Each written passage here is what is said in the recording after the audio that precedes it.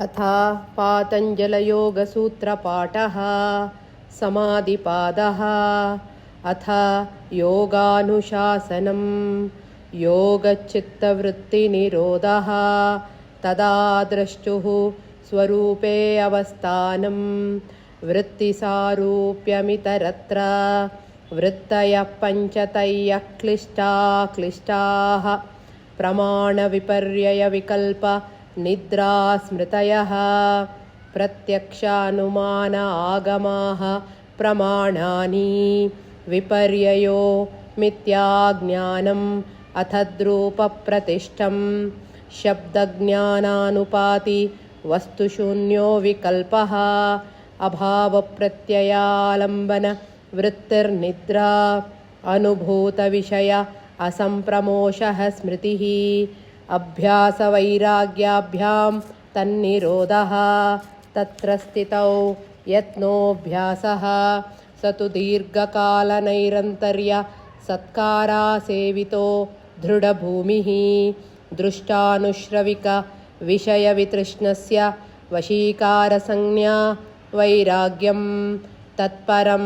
पुरुषख्यातेर्गुणवैतृष्ण्यं वितर्कविचार आनन्दास्मितारूप अनुगमात् सम्प्रज्ञातः विरामप्रत्यय अभ्यासपूर्व संस्कारशेषोऽन्यः भवप्रत्ययो विदेह प्रकृतिलयानां श्रद्धावीर्य स्मृतिसमाधि प्रज्ञापूर्वक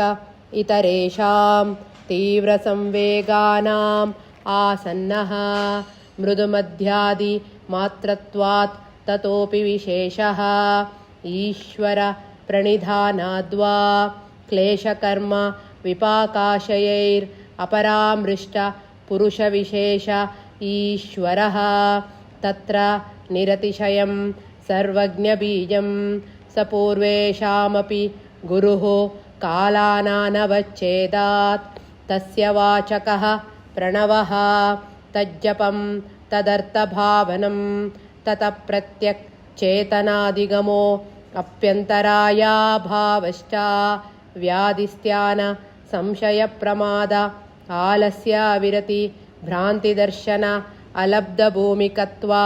अनवस्थितत्वानि चित्तविक्षेपास्ते अन्तरायाः दुःखदौर्मनस्य अङ्गमेजयत्व श्वासप्रश्वास विक्षेप सह भुवः तत्प्रतिषेधार्थे एकतत्वाभ्यासः मैत्रीकरुणा मुदितोपेक्षाणां सुखदुःख पुण्यापुण्यविषयाणां भावनात चित्तप्रसादनं प्रच्छर्दन विदारणाभ्यां वा प्राणस्य विषयवती वा प्रवृत्तिरुत्पन्न मनसः स्थितिनिबन्धिनी विशोका वा ज्योतिष्मती वीतराग विषयं वा चित्तं स्वप्ननिद्रा ज्ञानालम्बनं वा यथाभिमथ ध्यानाद्वा परमाणुपरम महत्वान्तोऽस्य वशीकारः क्षीणवृत्तेरभिजातस्येव मणेर्ग्रहितृ ग्रहण ग्राह्येषु तदञ्जनता समापत्तिः तत्र शब्दार्थज्ञान विकल्पैः संकीर्णा सवितर्का समापत्तिः स्मृतिपरिशुद्धौ स्वरूपशून्येव अर्थमात्र निर्भास निर्वितर्का एत एव सविचार निर्विचार च सूक्ष्मविषया व्याख्याता सूक्ष्मविषयत्वं चालिङ्ग पर्यवसानं ता एव सबीजसमाधिः निर्विचार वैशारद्यै आध्यात्म प्रसादः ऋतंबरा तत्र प्रज्ञा श्रुतानुमान प्रज्ञाभ्याम् अन्यविषय विशेषार्थत्वात् तज्ज संस्कारोऽन्य संस्कार प्रतिबन्धी तस्यापि निरोधे सर्वनिरोध